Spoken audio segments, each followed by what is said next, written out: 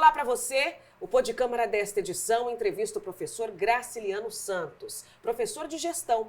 Vamos falar sobre planejamento financeiro, investimentos e principalmente economia. Será que tudo a gente tem que anotar no papel? E para as pessoas endividadas, como estabilizar uma situação financeira? Professor, seja bem-vindo. Muito obrigado a todos pelo convite, E eu espero ajudar, com algumas dicas e algumas técnicas da gestão que possam auxiliar em todos esses processos aí de planejamento, investimento, E assim dar continuidade na vida de vocês com muita saúde financeira. E temos muitas perguntas. A gente começa perguntando, professor Graciliano, por que é tão importante ter essa organização de finança pessoal? Bom, a gestão, ela trabalha diversas áreas, Então, o importante dessa preocupação com a gestão é que você consiga ter uma vida mais equilibrada. E a parte financeira, ela também tem o seu peso e a sua participação, Então, esse planejamento, essa organização vai auxiliar você, durante o ano, durante o mês ou durante o período que você está realizando aquele planejamento, a ter um potencial melhor financeiro. Tem o primeiro passo, as primeiras contas, são aquelas contas que a gente pega de força, de água? Sim. O primeiro passo, a gente diz que sempre tem que ser o mais simples possível, Para aquelas pessoas que estão iniciando, fazer anotações num papel simples ou num diário, numa anotação que ela ali se entenda. O importante é separar sempre o dinheiro que está entrando, que a gente chama de receitas, e as despesas. Ao anotar isso, a gente já tem uma base de como está a nossa saúde financeira. Para aquelas pessoas que já têm um pouco mais de conhecimento, já fez uma universidade, já fez um curso técnico, já tem algumas técnicas, a gente sugere você aprofundar um pouco mais, Porque você vai poder ter um desempenho melhor. E isso pode ser também com as anotações, ou uma planilha de Excel, ou até hoje com os aplicativos, A gente tem vários aplicativos de celular, aplicativos de banco que nos auxiliam também nessa saúde financeira e nessa gestão financeira pessoal ou familiar. Que é o orçamento pessoal? A gente trabalha e esse é o nosso CLT, receber o pagamento? Isso, o orçamento pessoal é tudo aquilo que envolve as nossas receitas e despesas pessoais dentro de um período. Geralmente, as contas mais simples que nós temos são as mais básicas. Água, luz, telefone, gás, academia, E essas aí são as despesas. E as receitas, as mais básicas que a gente tem é o salário, Para aquele trabalhador autônomo, pode ser uma receita autônoma, também, mas geralmente são essas contas mais básicas que uma pessoa comum, uma pessoa normal, como nós, temos aí a organizar. O senhor já falou um pouquinho, mas criar o hábito, Isso. Quando a gente fala em criar o hábito de ter aquela constância, tudo anotar no papel? O correto é tudo. O correto é tudo. Por quê? Aquelas pequenas contas, às vezes são elas que podem causar ou prejudicar o excesso de gasto. Dá um exemplo. Ou gasta mais. Por exemplo, aquele docinho na padaria, Aquele suco que às vezes você comprou e não anotou. O cafezinho. Isso, claro que é muito bom, e eu acho que a gente tem que usufruir disso, mas ter a consciência daquele recurso para isso, E até mesmo, se você quiser algo um pouco maior, às vezes é essa economia do cafezinho, essa economia do pãozinho que vai te auxiliar, por exemplo, a uma viagem, a conquistar um sonho de um bem mais durável, que seja, Então, esse planejamento cabe a cada pessoa organizar e escolher, Claro que a vontade seria a gente ter a liberdade de comprar tudo. Todos os dias. Todos os dias, tudo que a gente quer. Todo dia numa padaria, todo dia almoçar. Mas para alguns, infelizmente, isso não é acessível. Então, o planejamento, ele entra nesse sentido, em educar, para que a gente possa conquistar aquilo que nos faz feliz. Esse planejamento a gente faz em curto ou longo prazo ou depende? Boa pergunta, O planejamento correto seria a gente fazer pelo menos 3 anos. Então, anotar o que a gente teria de despesa dentro desses 3 anos. Porque eu consigo organizar tanto as receitas quanto as despesas desse período e fazer também planejamentos de longo prazo. Você tem que pensar assim, se o teu planejamento ele é de curto prazo, você vai conseguir executar somente coisas de curto prazo com sucesso. né? Então depende dessa vontade, né, de cada usuário, de cada pessoa, para que possa, né, realizar planejamentos. O que a gente observa é que quando a gente tem um pouco mais de idade, a gente busca planejamentos também de mais longo prazo, né? Uma casa, um carro, uma viagem mais longa. Então isso vai exigir também que você planeje o curto prazo para que você possa realizar isso. Quando nós falamos sobre poupança, investimento, quanto do nosso salário? Vamos trabalhar então nesse começo então de planejamento com o mínimo. Ó, o correto seria em torno de 15% do valor, né? O que geralmente os especialistas dizem. Mas o que ocorre é assim, às vezes a gente tem uma emergência, a gente tem alguns pontos que surgem de repente. Então o que eu sugiro como pessoa, como professor, né? Eu sugiro que guarde a quantidade que você tiver à disposição. Se você tiver mais de 15, ótimo, que bom, faz essa reserva. Ah, não, hoje, esse ano, esse mês, eu tenho um pouco menos de 15. Guarda aquele valor, né? Em um certo momento posterior, você vai poder aumentar essa reserva. O importante é sempre estar poupando, nem que seja um pouco, né? Aquele que poupa R$10, né, ele vai estar numa situação melhor daquele que gastou R$10 a mais. Então, poupar sempre é bom. E manter essa reserva, principalmente para alguma emergência. E para aqueles que conseguem um planejamento melhor desse investimento, dessa poupança, ele pode estar propondo ali compras de outros bens que ali talvez possa ser um sonho, uma vontade dele estar adquirindo. Fala-se muito de investimentos. Uhum. Onde tirar essas informações, professor? Com especialistas ou até mesmo no banco? Sim, a gente tem várias fontes, né? Então a gente já tem os bancos, que são as próprias empresas que propõem algumas formas de investimentos, seja poupança, CDB, dólar, qualquer tipo de investimento que ali o banco administra seria. Uhum. Uma segunda fonte, que eu acho que é muito importante, é a internet. Então, ouvir várias pessoas com várias opiniões sobre investimento, isso também ajuda. Não que você vai realizar um investimento pautado na internet, mas conhecer o que as pessoas estão comentando, falando, isso aí é muito importante também. Uma outra fonte também que seria muito importante dessa questão de investimento são os estudos, né? Então, buscar conhecimento, né?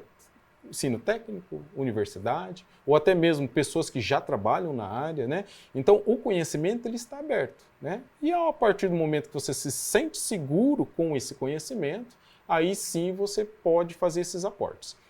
O investimento mais simples que nós temos é a poupança. Tá? Então, a poupança é muito fácil. Você tem uma conta corrente, você pode abrir uma derivação da conta para a poupança e fazer essas aplicações e resgate com muita segurança.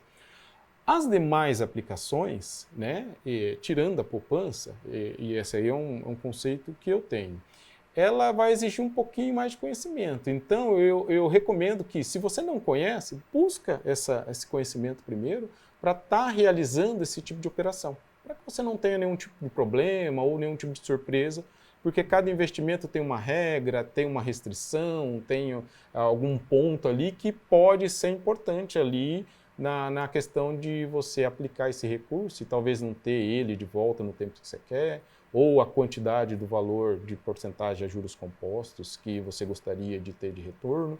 Então, tudo isso tem que ser colocado em mesa e observar a sua necessidade com a sua realidade. Quais os erros assim mais comuns, né, quando a gente fala em dar início a economizar? Economizar, vamos lá. Às vezes a gente faz uma economia, né, de R$10 e por uma questão de compulsão você vai lá e compra algo que é muito maior que a sua economia, né? Então, algo que eu costumo dizer muito para os meus alunos é, realmente eu preciso disso que eu estou comprando? Então, quando você estiver ali na frente, naquela compulsão, naquela vontade de comprar, você fala assim, realmente eu preciso? Isso te abre os olhos para observar realmente a necessidade, né? Claro que em algumas situações realmente há necessidade de adquirir algo, por exemplo, um medicamento, às vezes você ficou doente, você vai ter que comprar, né? Mas às vezes é algo mais supérfluo, que você poderia esperar um mês, 2 meses e realmente comprar aquilo com mais segurança, com mais calma, né? E mantendo a sua reserva ali, que é importante. Qual a melhor estratégia assim para a gente sair da dívida de uma forma mais eficiente, vamos dizer assim, um pouco mais rápida? Ótimo. É o mesmo procedimento do poupar. Então, o que você tem que fazer? Observar tudo que você deve. Poxa, eu estourei o meu cartão, estourei boletos, créditos diversos. coloca tudo no papel que eu devo, faz esse planejamento, chegue na loja ou no banco, tente renegociar isso de uma forma mais tranquila, né? Claro que isso vai ter que ser renegociado a longo prazo, porque se você não tem um dinheiro para pagar o boleto, por algum motivo você extrapolou aquilo, né? E ao negociar, né, a partir do momento que você negociou, cumprir esses prazos de pagamentos. Se não cumprir também é um problema, né? Também é um problema, que pode aumentar ainda mais essa questão da dívida. E uma vez que você conseguiu sair desse sufoco, ter isso daí como experiência para não realizar novamente. Então, isso é tudo longo prazo. Então, a gente não consegue resolver algo em curto prazo. Então, fazer esse planejamento de pagamento e pensar, daqui um ano e meio, eu vou estar livre dessas dívidas, desses compromissos, né, que por algum motivo eu tive que realizar. Eu espero que seja realmente um motivo plausível, não seja compulsivo, né? E a partir do momento que você sair disso, fazer a mesma coisa agora pensando na receita, né? Então, poupar, guardar, e se tiver algum momento de emergência, você tem aquela reserva, justamente para estar usando para esses momentos específicos. Reserva emergencial é para isso, né? A reserva emergencial é exatamente para A isso. gente fala muito que a reserva emergencial, a gente já pensa já em situação de saúde, mas a maioria das vezes né, professor? Isso, a maioria das vezes pode ser uma questão de saúde, pode ser alguma questão de acidente também, às vezes você pode se envolver num acidente de trânsito, bater no carro, ou, né, e ali você vai ter que dar assistência para aquela pessoa que está envolvida, ou até mesmo você, né? Então são coisas que a gente não prevê. Então, essa reserva emergencial está pautada nisso. A reserva emergencial também tem uma questão cultural, né? Por exemplo, se você é um servidor público, você tem uma segurança um pouco maior. Então, a tua reserva ela pode ser menor. Ah, não, eu sou um prestador de serviço. Essa minha reserva ela tem que ser um pouco maior, porque o mercado ele é mais ativo, ele é um mercado que tem mudanças muito rápidas. Os benefícios são diferentes. São diferentes. Então, aí a gente propõe que tenha uma reserva um pouco maior, né? Claro que isso é tudo um planejamento. Só vai ter reserva quem tem planejamento. Então, a proposta nossa, a nossa palavra aqui, né, tanto para investimentos, que envolve economia, contabilidade, o planejamento, essa palavra, ela tem que estar muito forte para que você possa ter essa segurança e essa saúde financeira. Cartão de crédito. Como usar, né? O cartão de crédito, ele é feito para quais compras? Para qualquer compra? Não, o cartão de crédito, quando ele nasceu lá no passado, né, ele era muito restrito, né? Então a gente tinha compras que eram realizadas mais direta com o comércio, né, e pouco com o cartão. Ao longo do tempo, o comércio ele começou a se resguardar, porque ele tinha muito calote, né? Então, se passou essa responsabilidade para os bancos. Qual que é a minha sugestão para o cartão de crédito? Você vai fazer uma compra, às vezes num lugar que você não tem muita segurança, você não sabe se aquele local realmente ele vai entregar o produto, ou se você pode ter algum problema na devolução desse produto. Então, a compra com cartão de crédito ela é muito interessante. Por quê? Uma que você registrou todo o processo de compra e você tem como conversar com o banco se a pessoa não entregou esse produto e fazer esse cancelamento. Um valor acima, né? Isso, um valor muito alto, né? E é interessante. Compras diárias não são sugeridos o uso de cartão de crédito. Supermercado, o certo seria usar o débito, né? Porque é uma compra corriqueira, é uma coisa que você vai ter que comprar e pagar. Você postergar essa compra para mais um mês, você está criando um compromisso com o cartão de algo que você está comendo todo dia. Então, coisas diárias, de uso diário, de consumo diário, use o débito, ou dinheiro, que seja. É uma coisa de um valor um pouquinho mais acessível, algo que pode trazer alguma questão de troca ou problema num produto, pode ser um eletrônico, por exemplo. Aí você pode realizar a compra num cartão de crédito, né? Como professor, o senhor vê cada vez mais a real importância da educação financeira na sala de aula? Na sala de aula. A idade, se fala muito da educação financeira desde as crianças, né? Eu tenho uma certa restrição quanto a isso. Eu acho que você também tem que ter uma maturidade de conhecer o que é essa questão financeira. Eu acho que o foco maior da educação financeira, na educação, ela tem que ser mais para os jovens, tá?